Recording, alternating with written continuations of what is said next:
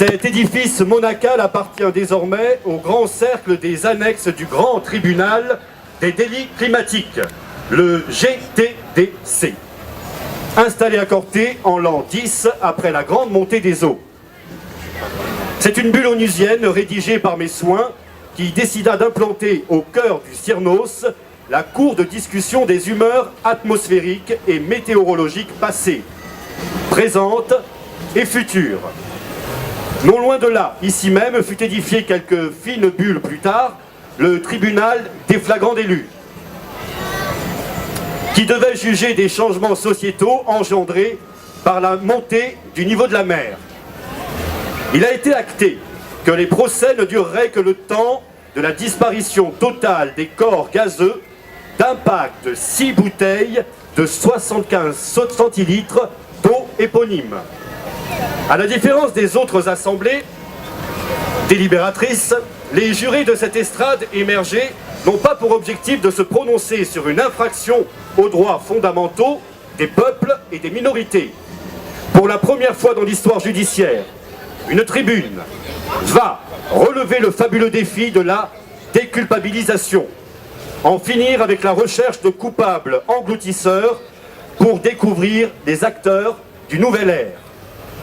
C'est en 2068 que Pierre, fondateur en 2052 de l'ONG Blue Peace, a saisi le GTDC, persuadé des effets salvateurs de l'invasion des eaux. Il désirait que soient jugées les évolutions liées à la submersion, et non, comme le réclamaient sans cesse les Verts passéistes, les coupables de l'exploitation minière de l'Antarctique. Lassés des incessantes jérémiades médiatiques apocalyptiques, ils songeaient à mettre en scène, par l'intermédiaire de ce théâtre judiciaire, les effets positifs de la colonisation des eaux, utiliser la Corse qu'ils connaissaient bien pour éclairer la catastrophe d'une lumière moins dystopique. Considérer son île comme un territoire expérimental dédié à la création de passerelles interdimensionnelles entre l'au-dessus, l'entre-deux-eaux et l'au-dessus. Et l'au-dessous, pardon. Comme vous le savez, les terres émergées ne sont plus le seul lieu de vie des humains et de leurs créatures dérivées. Conscients du rétrécissement de l'espace vital et forts de l'hybridation liée aux connivences gamétiques des terriens et des aquatiques, les humains ont investi l'ensemble de la surface du globe. Et c'est à cette richesse extraterrestre que nous voulions confronter l'humanité encore traumatisée par la disparition du sol. Aujourd'hui, 10 mai 2070, s'ouvre donc le premier procès climatique. Les 2 premières journées seront consacrées au récit submersif. En introduction, 2 griots calvets de l'entourage de Pierre condenseront 50 années d'ascension aquatique. En fond de compte, l'ensevelissement progressif puis brutal du continent glacé. Fonte antarctique et effleurement sélénien, peu importe la résolution du mystère aqueux, seules les conséquences de ce tragique scénario engendreraient délibération. Enfin, autour de l'autel délibérant, 5 des 13 témoins seront auditionnés sur les effets positifs de la colonisation marine. Tout d'abord, 2 émergés épancheront leurs expériences de l'au-delà, Cyrnos incarné et un poésan, et puis un radoteur déversera son récit surnatatoire. Enfin, 2 explorateurs abyssaux, 2 exploratrices abyssales, linguistes et cryptozoologues, écouleront leur découverte d'un monde abyssal bioluminescent, peuplé d'hommes oursins aux langues enlacées. 2014. Les pieds dans le vide, la tête entre les mains. Damien regardait la plage, incrédule. Il ne sentait pas l'humidité de la dalle de la marinelle sur laquelle il s'était effondré un instant plus tôt. Il ferma les yeux, les rouvrit. Le spectacle désolant était toujours le même.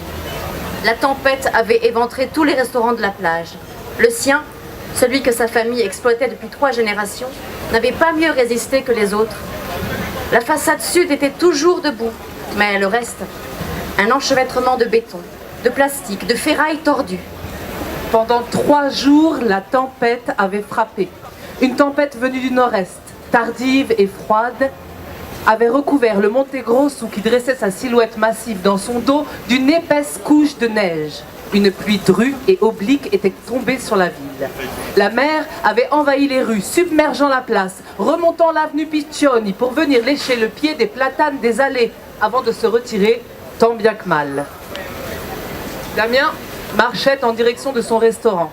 Il semblait ne pas voir la foule des balanins rassemblés sur le front de mer pour commenter la catastrophe. Ce qui préoccupait Damien, ce n'était pas le restaurant, mais la plage. Nettoyée une semaine plus tôt de la banquette de Posidonie qui la protégeait des intempéries, le sable avait tout simplement disparu. Il ne restait au pied de la Marinella que quelques rochers rouges veinés de blanc lichotés par l'écume. On avait beau se persuader que les touristes venaient en Balagne pour y découvrir la richesse de son patrimoine, sans plage, l'année serait rude, pensait Damien. Au comptoir, Pierre avait commandé un café. Oh, P, t'es encore là.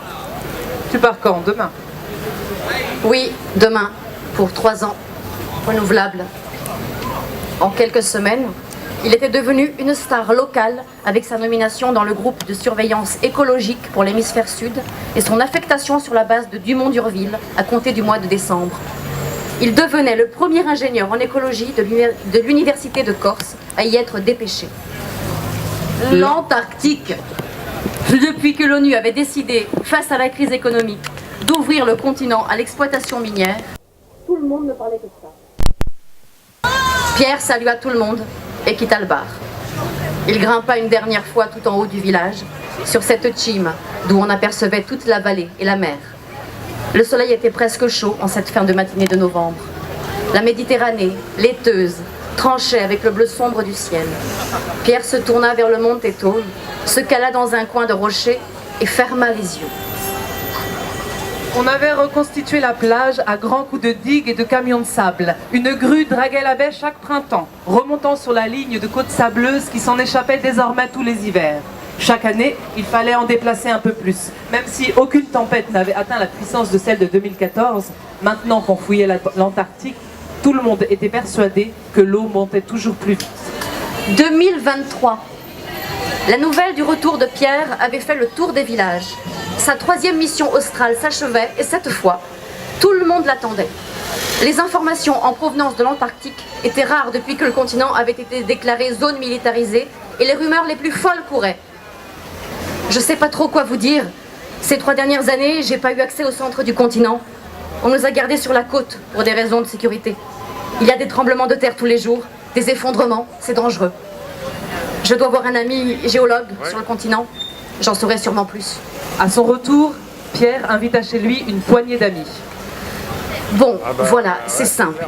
Au début, on a eu une éruption volcanique au centre du continent. C'était pas un gros truc, mais le volcan est resté actif. Et puis, il a fait des petits. Ah ouais, grave. On a toute une chaîne active qui coupe l'Antarctique en 2. C'est ça qui fait monter le niveau de la mer ces dernières années? Ouais, je vais passer à l'Ariane et puis au Scud après. Sans doute. Ça fait fondre pas mal de glace. Ça a pu rajouter quelques centimètres. Mais c'est pas ça le vrai problème. Le truc, c'est que le continent se soulève le long de cette chaîne. Il y a beaucoup de lave qui pousse en dessous.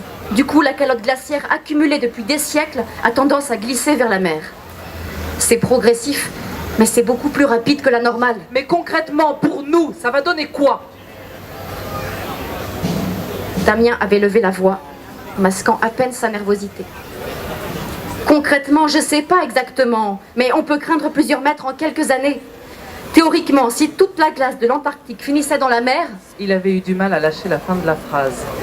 Elle monterait de 60 mètres. Mais... mon restaurant? Écoute, on peut qu'attendre. Peut-être qu'on se trompe, que ça ne va pas continuer. Il faut surveiller, se préparer et s'organiser. C'est tout ce qu'on peut faire. 2033. Pierre regardait la digue avec satisfaction. On avait bien travaillé cette année, on avait pris quelques mètres d'avance. L'hiver pouvait frapper, ce n'était pas encore cette fois que la vallée serait submergée. Mais ce n'était pas le plus important. Ce qui comptait avant tout, c'était l'équipe qui remontait vers le camp, avec Damien à sa tête. Quand Damien l'avait quitté ce soir-là, 10 ans plus tôt, Pierre s'était demandé s'il se reparlerait un jour, et de fait, Damien avait retrouvé son restaurant, racontant à tout le monde que Pierre était devenu fou. Il s'était abîmé dans le travail, avait agrandi la terrasse et animé la plage comme jamais auparavant. Comme pour lui donner raison, l'hiver suivant avait été parfaitement calme. La plage était restée intacte. Mais le soir du 15 août, il dut se rendre à l'évidence. Le restaurant était bondé. L'église de l'Immaculée Conception venait d'appeler à la messe. Damien avait vidé quelques chargeurs sur la plage en défi à la mer. Puis s'était retourné s'occuper de ses clients, des amis, habitués pour la plupart. La soirée se terminait languissamment. On avait sorti des guitares, commencé par quelques chants évoquant la liberté, et le vin aidant, on passait en revue le répertoire plus ou moins apocryphe de la coloniale. E a luna qui splendia sopra l'umari di China. La mer! La mer! La mer! La bande de gamins qui jouaient un instant plus tôt au bord de l'eau semblait très excitée. Quoi, la mer? Elle monte! Tout le monde être plus bas sous le clair de lune. Ces gamins ne savaient pas quoi faire pour se rendre intéressants. Damien retint discrètement la serveuse qui débarrassait sa table. Va voir. Les chanteurs avaient commencé à massacrer Piccola Marina. Ils trouvaient ça très très drôle en la circonstance. L'onda salonga e sicina. Sérieusement, faut que tu descendes voir. La serveuse était remontée en tressaillant. Damien avait essayé de se lever calmement, mais tout à coup, il eut la certitude que Pierre avait raison. Il atteignit les transats alignés à quelques mètres de l'eau. La mer, toujours paisible, commençait à lécher le bout de leurs pieds. Le restaurant trempait dans 1 mètre d'eau, intacte. La mer avait submergé la marinelle à 100 bruit en quelques jours et s'était déversée de l'autre côté, inondant la place. Mais cette fois, elle n'avait plus reculé. La ville était devenue incroyablement paisible, comme si personne ne voulait troubler cette catastrophe silencieuse. Damien quitta la ville. On l'aperçut au village.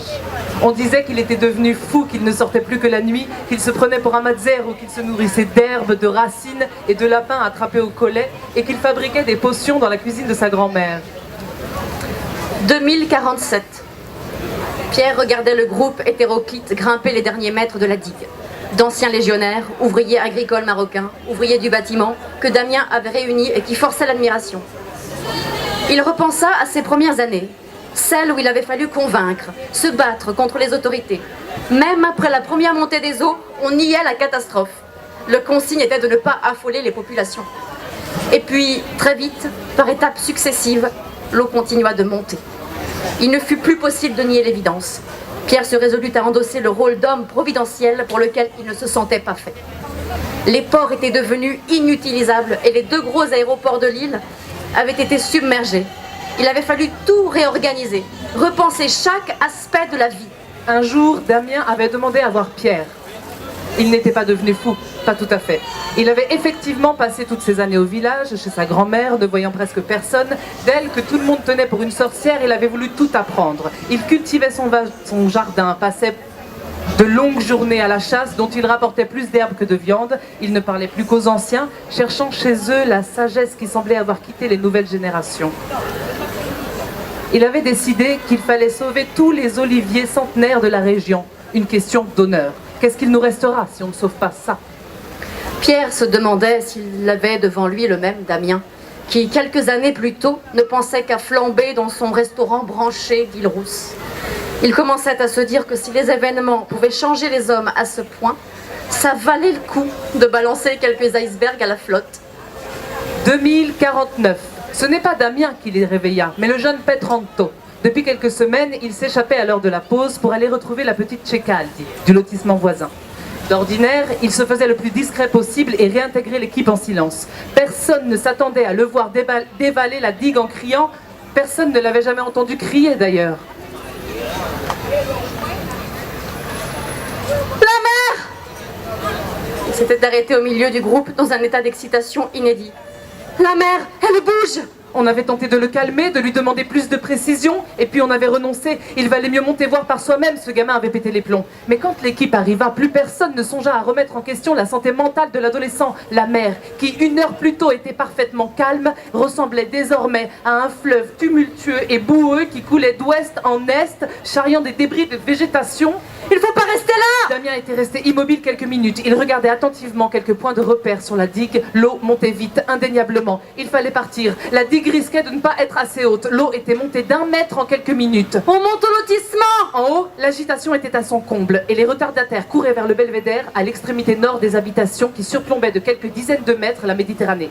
L'arrivée de l'équipe et surtout de Damien apporta un peu de sérénité mais ne calma pas pour autant les interrogations. Quand Damien arriva sur le belvédère, l'eau n'était plus qu'à 2 ou 3 mètres du sommet de la digue. Il avait envoyé un message d'alerte et demandé qu'on évacue tous les travailleurs de la vallée situés sous le niveau de celle-ci. Tout le monde était silencieux et regardait la mer grignoter l'ouvrage. L'eau semblait monter de plus en plus vite quand un cri déchira le silence. Elle est passée! L'eau commençait à déborder sur la vallée. Tout le monde se mit à courir vers la Punta di Caggiolo. La digue était maintenant largement submergée. Une chute d'eau gigantesque dévalait sa pente sud. Le pire scénario, aussi improbable soit-il, devenait réalité. Toutes les glaces du globe avaient fondu. L'eau monterait peut-être jusqu'à 70 mètres. C'était totalement absurde. Mais depuis 20 ans, tout était absurde. Il fallait partir en direction de la vallée d'Arb ou au ranch. On trouverait de quoi s'organiser un peu mieux. Spontanément, tout le monde se dirigeait vers lui. On a réussi à joindre Pierre. D'après ses renseignements, il se passe quelque chose de vraiment grave. Il recommande de ne pas rester ici. Damien regardait la carte. Le ranch se situait à 80 mètres d'altitude. Comment la mer pourrait-elle monter si haut? Ici, au moins, on pourrait passer la nuit au chaud avec de quoi manger. Damien, viens voir. Damien regarda dans la direction qu'on lui indiquait, vers le Regino. La mer avait envahi toute la vallée. Elle était là, quelques mètres à peine sous l'altitude du ranch, et elle montait toujours. Le Regino était devenu une sorte de fjord, envahi par une eau noire et bruyante. L'exode n'était pas fini. Quand la troupe atteignit la crête, le soleil venait de disparaître derrière Trecastelli. Le temps pressait. Il fallait monter une piste jusqu'à l'entrée du terrain du Vieux-Jean et de là prendre le chemin muletier de Monticello qui redescendait vers le Pozzo avant de rejoindre sur la colline qui leur faisait face le Baltrap. La montée fut pénible. Les jeunes prirent les plus vieux à califourchon. On installa les femmes enceintes sur les ânes, mais le chemin était en mauvais état. On commençait la descente vers le Pozzo quand une voix retentit. « Laissez tomber, vous ne passerez pas, la mer est déjà là! Il faut monter, suivez-moi !» Le spectacle était dantesque. Ce qu'il restait d'île Rousse la veille avait disparu. Les îles, la ville, le Fogata même. Le sémaphore se trouve maintenant sur un îlot qui rétrécissait de minute en minute. La mer semblait toujours se déplacer et les arbres des zones submergées étaient arrachés par la violence du courant. Elle était à mi-chemin de Monticello, arrachant une à une les villas qui couvraient l'espace entre les deux communes. Des centaines de réfugiés escaladaient des collines en direction du village. Le soleil finissait de disparaître dans la mer. On avait l'impression qu'il n'allait jamais en ressortir.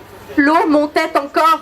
À mesure que l'obscurité gagnait l'île, les réfugiés percevaient la catastrophe par d'autres sens. La rumeur de la mer, un grondement sourd d'abord, puis ce fut le tremblement du sol. Quand la lune à son dernier quartier se leva au milieu de la nuit, la mer était si proche que personne n'espéra plus voir apparaître le jour. Il aurait fallu monter encore, grimper toujours plus haut, mais la crête de ce côté était rocheuse et abrupte, et personne ne se sentit le courage d'affronter cette nouvelle épreuve.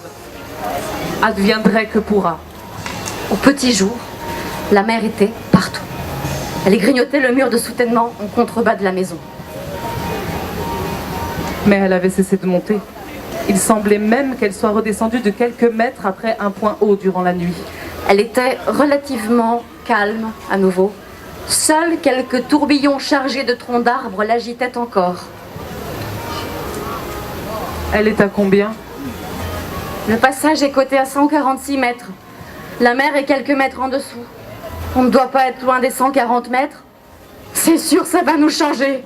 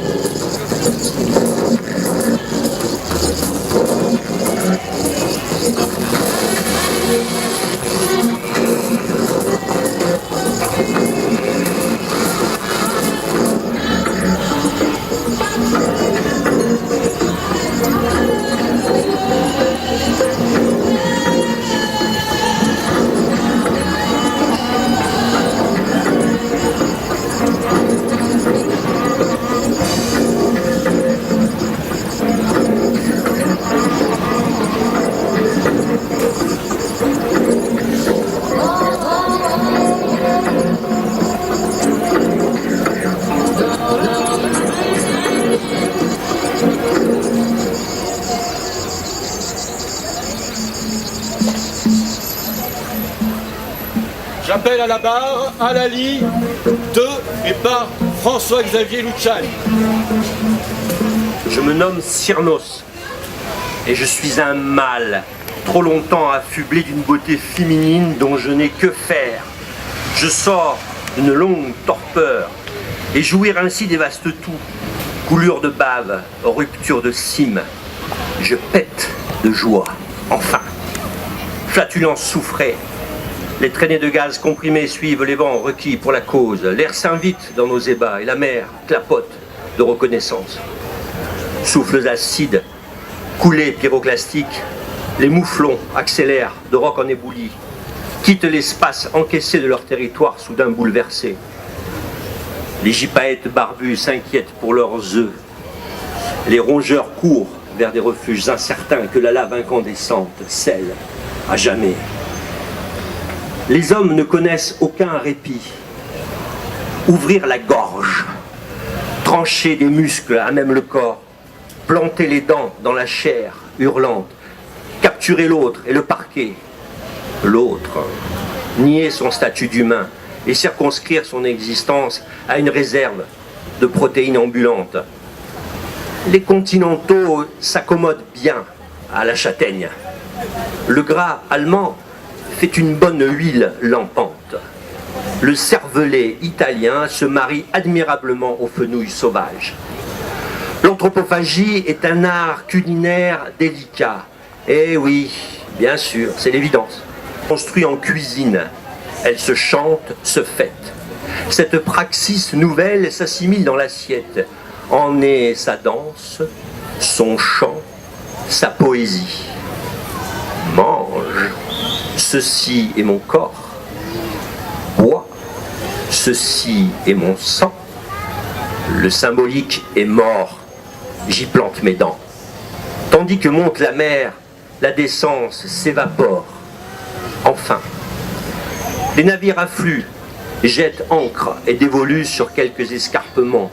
Les routes qui longent les fleuves voient des colonnes en charpie espérer une accalmie, une vallée, une issue.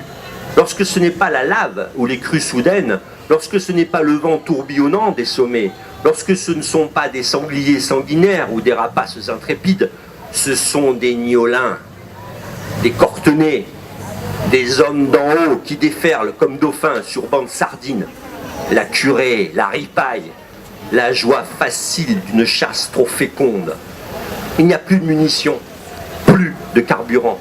Les ânes et les chevaux font rapidement proliférer mules et bardeaux. Il s'agit de réagir à cette nouvelle configuration du paysage social, du paysage économique, du paysage côtier.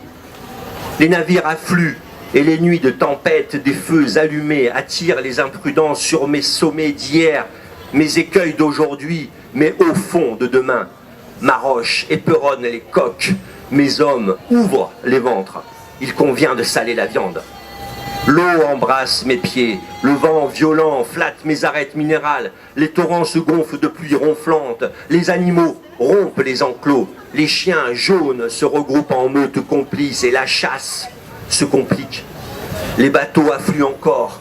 Le golfe de Gênes est noir de citoyens lambda qui fuient les Bosniaques, les Catalans, les Basques, les riches et leurs milices, les opportunistes organisés en puissances assassines.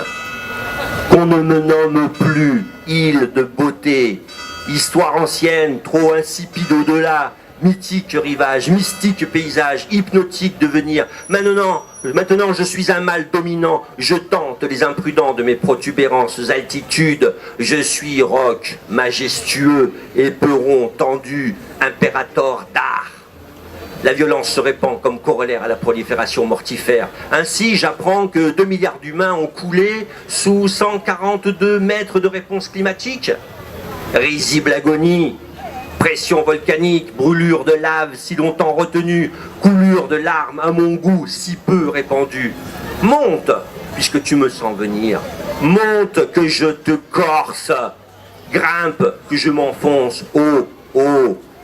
La Sardaigne n'est plus qu'un archipel de mamelons arrondis, glissade de plaques tectoniques. Je me rapproche peu platonique, je l'écarte et la nique. Mes vagues viennent enfoncer ses côtes.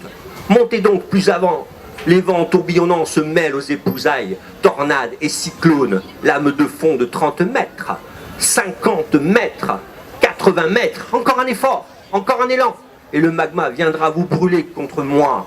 Je suis chaud, vent violent, enroule des nuages noirs comme écharpe de soie autour de mon cou montagneux. Serre-moi la gorge et tire-moi vers le haut. J'ouvre mes entrailles et ma lave rouge pulse ma puissance trop longtemps contenue. Ah, comme j'aime baiser la mer, comme j'aime la violente atmosphère, comme je me complais dans ce bouleversement climatique où les extrêmes redessinent les contours. Mes coulées volcaniques vaporisent de l'eau, enfantent des nuages rouges sang, dressent dans le ciel ma colonne fumigène, déchire le décor de mon rire. Je me nettoie des hommes. Enfin, merci.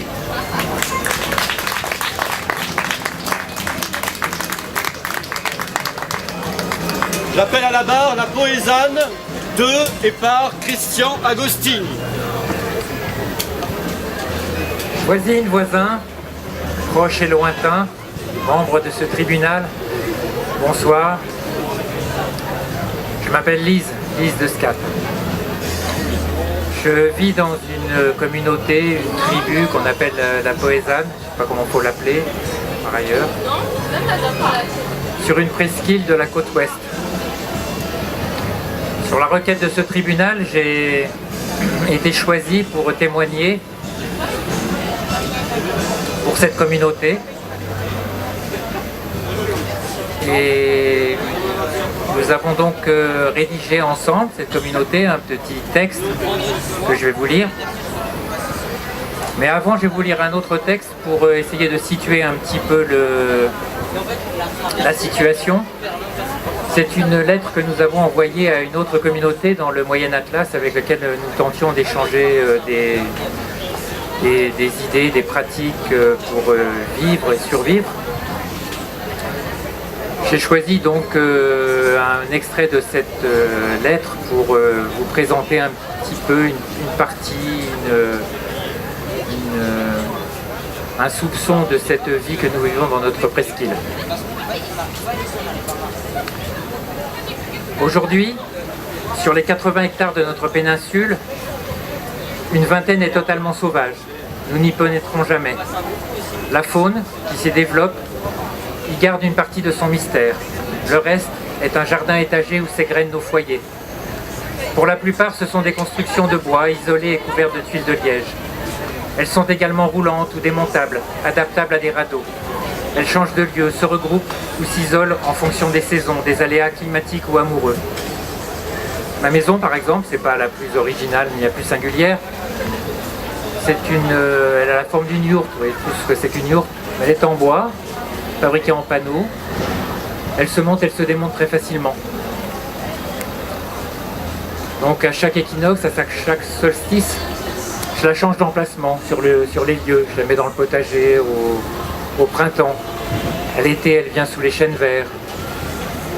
À l'automne, je la place au-dessus des châtaigniers pour voir le feuillage. La vigne, je reprends le texte, la vigne, où les lianes de kiwi poussent librement dans les châtaigniers et les pommiers. La canopée abrite une multitude de petits fruitiers. Ils abritent eux-mêmes une infinie variété de salades, pimprenelles, mourons, cardamines, hirsutes, mélisses et ciboules, et herbes aromatiques grâce auxquelles nos musclins sont chaque jour différents. Fleurs et légumes, plantes grasses, arborescentes, naines, vivaces ou grimpantes se mêlent, s'entrelacent ou s'entortillent. Des carrés de millet, épeautres, blé, seigle ou maïs se découvrent dans le canevas d'agrumes, gourmis, amélanchiers, amandiers, cornouillers, bourdaines, goji, genièvres, bagnodiers ou épines vinettes. Des centaines de cucurbitacées rivalisent de couleurs. Des calebasses séchées pendent aux branches, y nichent des oiseaux avec qui nous partageons volontiers les cerises des ragouminaires. Bref, nous vivons en compagnie de plusieurs milliers de variétés dont je ne cite pour le plaisir des sons que les plus courantes. Notre activité principale consiste à favoriser la vie du sol et la diversité de ses habitants du dessus et du dessous. Vers, insectes, tortues, grenouilles, champignons, petits mammifères ou reptiles. Cela par de délicats et permanents déplacements des pailles, résidus, rameaux, graines et zéruches. Nous maintenons de multiples microclimats en perfectionnant en permanence les circuits de l'eau. Bricolés ou adaptés à nos besoins, les évapocondensateurs Renaudin dessalent l'eau de mer. Les éoliennes Georgette transportent cette eau douce sur les crêtes. De là, un réseau de canaux, de soiles, d'étangs et de gabions hydrate le domaine. Au passage de l'eau descendante, les turbines Pelton alimentent nos besoins énergétiques. Tous ces appareils-là existent depuis le XXe siècle. C'est assez curieux qu'on ne les ait pas utilisés avant le déluge. Les prédateurs en tout genre, appelés naguère nuisibles, prolifèrent sans excès et nous permettent, avec une activité réduite au maximum, de recevoir en échange une nourriture complémentaire et variée. Bien évidemment, cela ne se fait pas tout seul. Chacun consacre tout de même 3 heures du jour pour entretenir l'oasis, ses cabanes et ses structures terrestres et marines. Le tiers est consacré à l'organisation. Un tiers, voire davantage l'hiver, car si nous minimisons par des techniques élaborées les activités manuelles, ce puzzle sophistiqué de terrasses, de mares, de sentiers, de haies et d'ateliers ne nous nourrit, ne nous protège et ne nous chauffe que dessiné en amont dans ses moindres détails. Le jeu subtil, mettant à profit toutes les données, orientation, pente, association de plantes et d'algues, influence de la Lune et des astres, s'élabore sur des cartes et des tableaux géants. Des échanges hospitaliers et un collecticiel permettent de confronter nos expériences avec celles d'autres communautés. Moi j'arrête là la lecture de la lettre parce qu'elle dure, elle n'en finit pas. Je vous lis maintenant le texte que la communauté a rédigé collectivement et que j'ai été chargé de vous lire ce soir. Aucun d'entre nous, de la première ou la seconde génération, ne regrette la vie précédant le déluge. Mais la somme de nos intérêts individuels ne saurait pour nous justifier un acte d'accusation. Mais pas davantage de clémence. Des hommes, des idées et des systèmes ont certainement généré les nouveaux flots et flux des océans et les fléaux qui suivirent. Mais ils ne méritent à nos yeux qu'une curiosité de plus dans la mouvance du monde. L'utilisation même de ces termes de jugement ne nous convient guère. Ils sont sans doute trop liés à cette culture binaire, hiérarchique et expansionniste qui a manifesté les siècles durant ses grandeurs, mais aussi ses limites. Nous rendons plutôt hommage à tous nos émouvants prédécesseurs, Incas, Mésopotamiens, Chinois, Africains, Arabes, Indiens, Grecs, Romains, Corses ou Américains. Pour la roue, la brouette, l'algèbre, la musique, le broche ou l'électricité, le vélo, les logiciels libres ou les massages tantriques. Pour leurs croyances, leurs idées, leurs concepts, leurs théories, pour toutes leurs expériences, y compris les plus folles, incontrôlées, jusqu'aux bouddhistes ou dévastatrices. Si nos enthousiasmes aujourd'hui s'élaborent plutôt autour des liens, interconnexions, diversité, trame, interdépendance, nuances ou ramifications, nous ne prétendons à aucune forme d'aboutissement ou de bonne conduite. Nous considérons la vie singulière menée sur notre presqu'île comme le fruit des aléas et notre libre arbitre comme un sentiment nécessaire, mais comique. La poésie n'est ni un exemple, ni un modèle, ni reproductible. Elle est aussi durable qu'éphémère, à l'image de ses habitants. Nous fréquentons des groupes humains variés et singuliers. Nous souhaitons poursuivre avec eux nos échanges en tout domaine, expérience, nourriture, accueil ou équipement, migration, des amours et des curiosités. Une nouvelle page de notre histoire est ouverte. Nous aimerions la lire ici et maintenant, sans jugement à l'égard des comportements passés, présents ou à venir, et sans prosélytisme. Pour toutes ces raisons, nous soumettons à ce tribunal la possibilité d'un non-lieu pour accusation indulgente ou indulgence obsolète, infondée ou inutile. Nous nous permettons en toute amitié une dernière remarque. Par définition, ce tribunal nous semble faire partie de ce qu'il revendique vouloir combattre. Nous serions plutôt enclins à suggérer sa dissolution. Nous invitons donc tous ces membres, à fêter avec nous et dans l'euphorie le prochain équinoxe. Merci.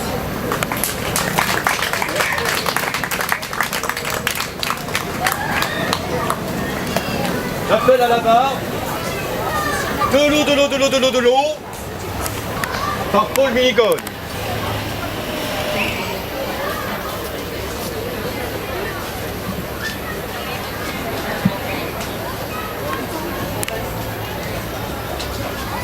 Dire qu'il a fallu l'équivalent d'un déluge universel, de 100 tsunamis et 400 tremblements de terre pour ouvrir les yeux. Dire qu'il a fallu quelques 800 millions de morts et 2 milliards de déplacés pour que l'on s'interroge vraiment sur les pratiques quotidiennes d'une minorité de terriens aussi suicidaires qu'assassines. En réalité, pendant que la minorité des terriens se suicidait et assassinait de la majorité des terriens ne pensait qu'à imiter la minorité de terriens qui les assassinait, et comme ça, la boucle était bouclée. Tous innocents, tous coupables, tous lamentables. Non, pas tous, presque tous. Les Corses, eux, étaient innocents. Peut-être pas tous. Enfin, quelques-uns l'étaient. Peut-être pas ceux que l'on croit ou que l'on imagine. Certains l'avaient prédit. Genre cette petite revue au titre ironique, blablabla et autres utopies, qui, avec son air de presque rien, a été ressortie les jours qui ont suivi la montée des eaux, et dont la rédactrice en chef a été interviewée, 86 ans et une pêche d'enfer. Pas question d'être à la retraite pour la belle vieille dame qui, après avoir été à la tête de grands médias internationaux, rédige le 4e tome de ses mémoires, tout en collaborant à la réalisation d'un documentaire sur la sexualité des oursins de mer. Blablabla avait prédit que seule une catastrophe terriblement naturelle pouvait irréversiblement changer la face de la planète et la vie de ses occupants. Seule une catastrophe naturelle aurait fait disparaître toutes ces horreurs du bord de mer, sans demander en contrepartie l'impôt révolutionnaire. D'ailleurs, dans Blablabla, on pouvait lire aussi que les poissons avaient l'air de faire la gueule après ladite cata, car en réalité, ils auraient préféré autre chose que du béton pour décorer leur bocal. Mais je ne suis pas là pour évoquer blablabla. On me demande de témoigner sur un nouveau concept de maison de retraite. Le lecteur trouvera la définition de ce dernier mot retraite, définitivement disparu du langage et de n'importe quel dictionnaire étymologique depuis plusieurs décennies, apparu après la montée des eaux, auquel j'ai participé et qui est devenu mon lieu de vie depuis quelques années déjà. On nous surnomme les radoteurs de l'eau d'ici. Nous le savons bien et nous trouvons d'ailleurs le jeu de mots un peu facile, quoique amusant. Nous avons même pensé à rebaptiser ainsi notre lieu de résidence qui, pour l'instant, s'appelle sobrement le regroupement amical de radeaux et maisons bulles sur pilotis, RA2R et MB sur P. Dans le sigle, on ne retrouve pas le à vocation senior, car on n'aime pas les étiquettes.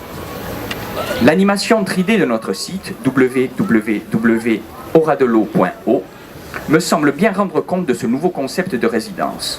Au fil de l'eau, des constructions sphériques, flottantes et pontées, alliant matériaux traditionnels et high-tech, cabinet d'études, architecture flottante et pilotis, GES et micro-bassins de décantation des eaux usées, WC avec activateur bactériophage.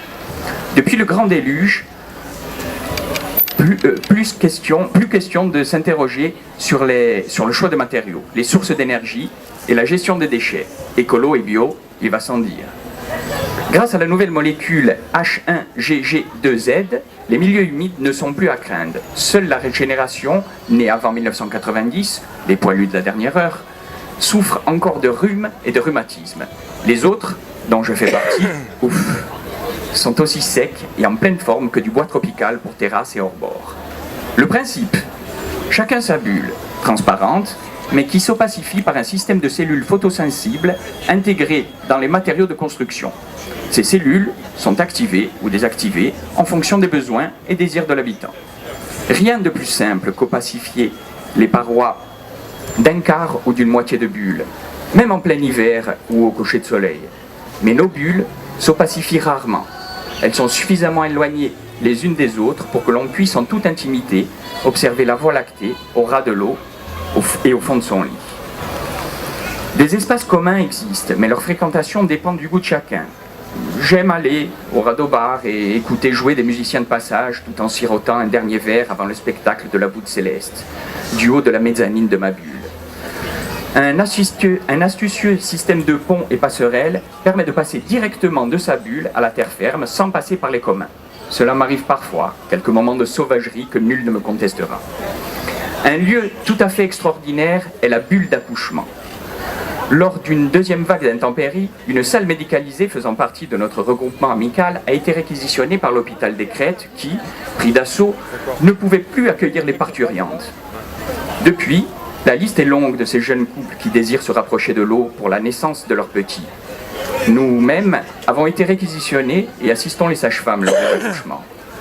2 ou 3 vieux pour se tenir les pères, sourire aux petits, féliciter la mère. Étrange, comme ces naissances prennent une tournure initiatique, l'eau d'ici et l'au-delà, chacun sur une frange de l'existence, dans le bonheur absolu d'un simple passage de relais. Étrange, comme la dernière naissance nous a laissé dans un silence émerveillé, une petite fille vigoureuse en pleine santé. Sur sa peau, quelques petites écailles nacrées luisaient. J'ai gardé un instant l'enfant dans mes bras, le temps que les parents émus se ressaisissent. J'ai ensuite tendu la petite à sa mère. Tout en tenant contre elle son enfant, elle s'est laissée glisser dans l'eau par la fente béante présente dans le sol de notre bulle d'accouchement. Le père avait lui-même disparu, dans l'eau sans doute. Il pleut, et le bruit des gouttelettes sur le plexi de ma bulle m'enchante. La lumière de ma lampe me permet de suivre la danse des calmars en robe rose dans une mer couleur thé. J'aperçois également des oursins dans les anfractuosités du relief sous-marin. Plus tard, je choisirai entre l'ivresse du radobar et celle des profondeurs.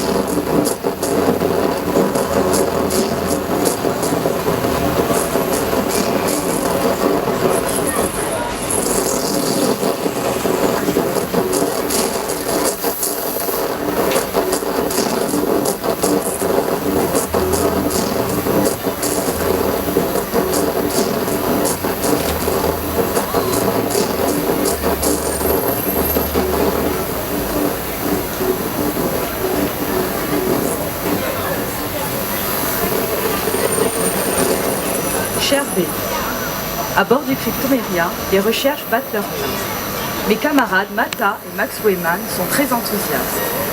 Ils endossent à merveille le costume d'aventuriers modernes, découvreurs de la relève de l'espèce. Ivres de vie, ils passent leur journée à fantasmer sur la bête. Je ressens également ce sentiment de toute puissance parfois, mais il me file la nausée. Je n'ai jamais eu le pied sous-marin. À bord du Cryptoméria, j'embarque pour étudier les nouvelles formes de communication sous-marine, étudier l'homme oursin, comme vous le savez. Mais mes recherches n'avancent guère. Toujours pas d'oursin à l'horizon. Nous sommes en ce moment très proches des côtes de la nouvelle plaine orientale, et je dois vous avouer. J'ai entendu parler d'un homme qui vit à San Nicolao dans une cabane vétuste au bord de la mer. Cet homme serait l'ultime témoin d'une communauté désormais disparue dont il a fait partie. Mais vous me connaissez, je suis une scientifique, je déteste les rumeurs. Les qu'allais-je devenir sans aucune étude valable à rendre à la grande instance de scientifiques qui attendent notre retour de pied ferme? Hier soir, je m'ennuyais terriblement.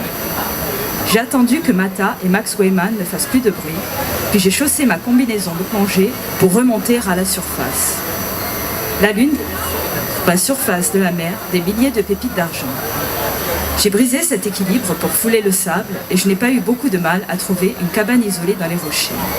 Cet endroit était si désertique, tant que j'en voyais. Accrochez-vous, mon cher V, il était muet. Pas un son ne sortait de sa bouche. J'ai échoué chez lui et je ne savais plus ce que j'étais venu chercher.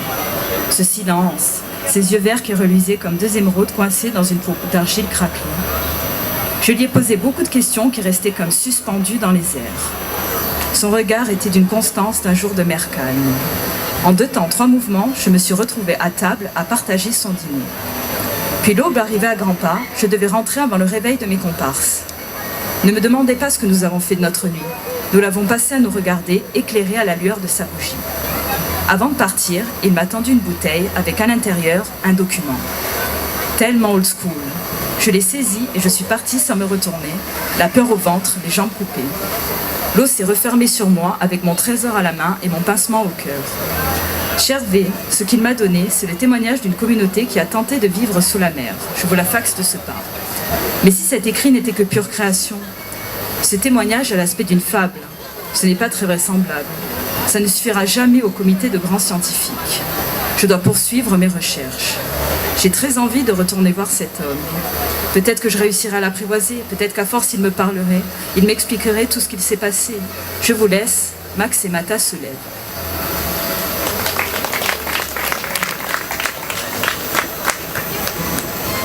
Le cabinet des curiosités équinides par Claire Parr et de Claire Tchéky.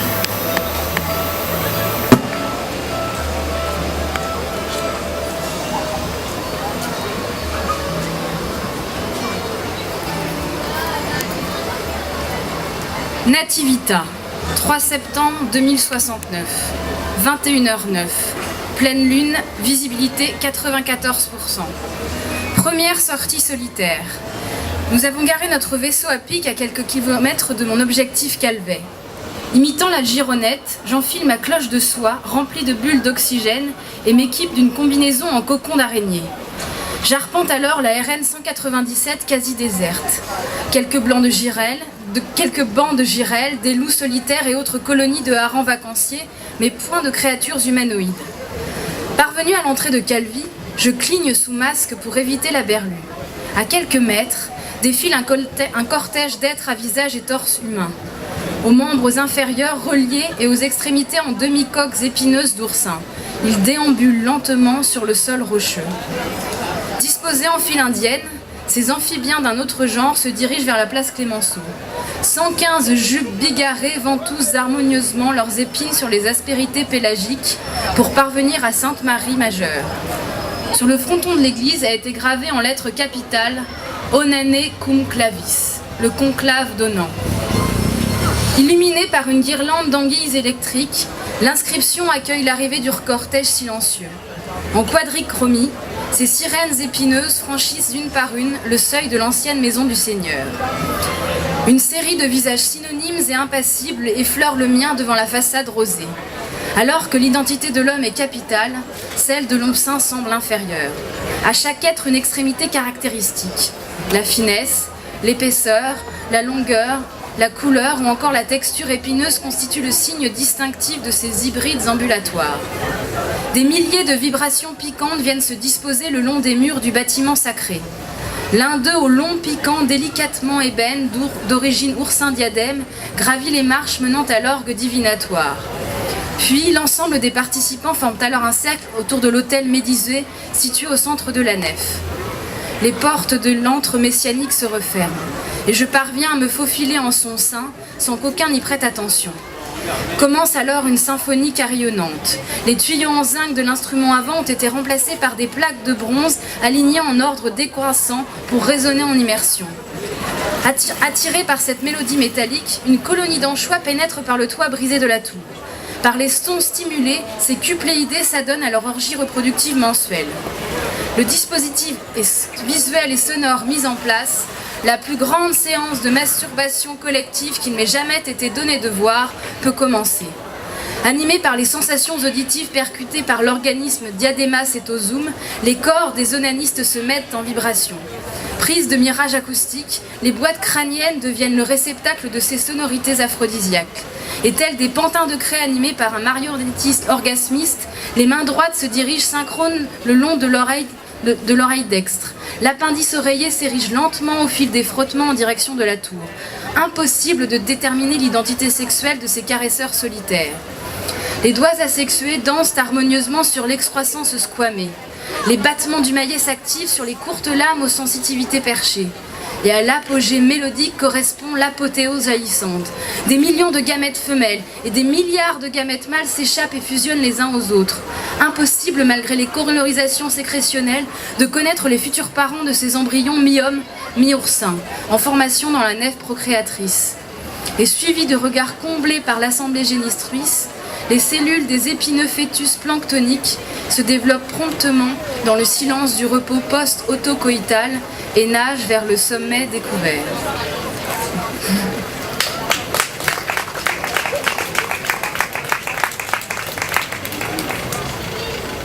Juste un ressenti après le spectacle, comment vous avez ressenti votre prestation et aussi votre appréhension du texte. Moi j'ai trouvé ça très agréable d'avoir nagé et d'être submergée par ce texte que j'ai découvert il y a peu de temps.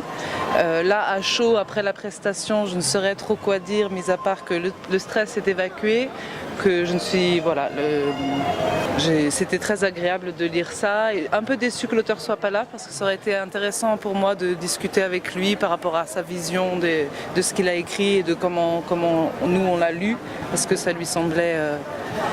en adéquation avec sa vision du texte, voilà. Mais très agréable et puis un peu stressée, pas vraiment contente de ma prestation personnellement, mais très contente d'avoir été avec Christelle et avec vous et au service de cette revue que j'ai découvert il y a peu de temps. Et je trouve ça vraiment une très belle entreprise, une très belle démarche et de réunir tous ces gens ici autour de ça, bravo, voilà. Moi je vais dire le mot de la fin, la prochaine aventure en fait, moi je serais partante pour s'éparpiller dans d'autres coins du globe. J'ai trouvé que le lieu aussi, je sais pas dans quelle mesure vous avez choisi ce lieu et à cette saison, à cette période de l'année. C'est pas évident de se retrouver là avec des tas de groupes qui jouent autour et ça peut parasiter un peu, donc c'est pas facile en fait aussi.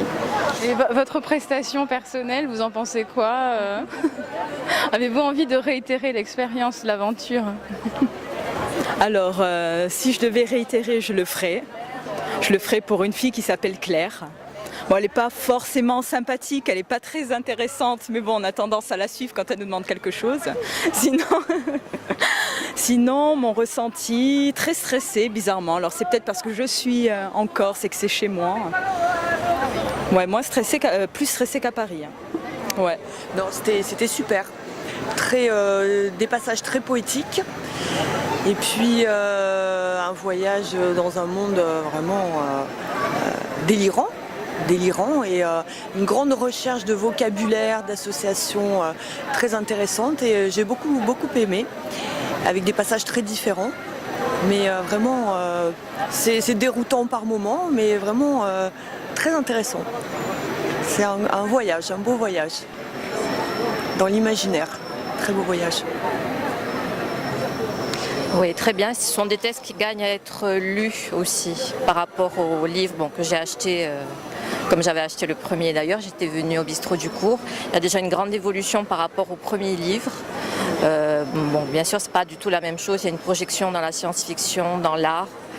Un énorme travail de graphisme avec des images magnifiques aussi, qu'on n'a pas bien vu ce soir, c'est dommage.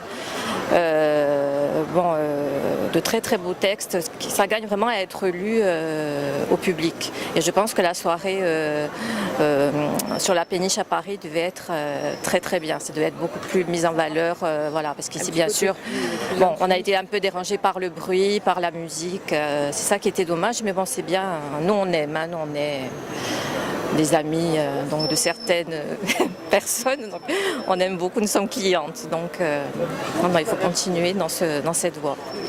Merci beaucoup. Ah bah écoute, dans l'ensemble, je t'embrasse parce que c'est grâce à toi que j'ai vécu une expérience fabuleuse. La première fois que je lis un texte, je t'embrasse vraiment. Ah bon.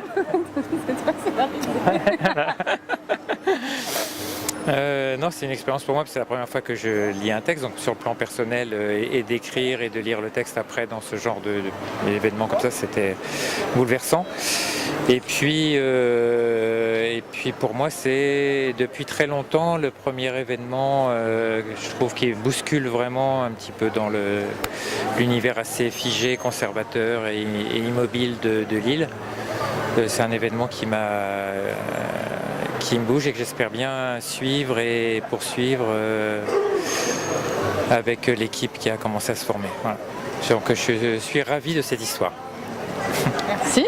Donc c'était Claire Tchékin pour la revue Fabula qui a lancé son second numéro sur scène, hors les pages. Très contente de ce lancement. Et au prochain tribunal qui aura sûrement lieu à Bastia. On s'exilera dans le Nord, voilà.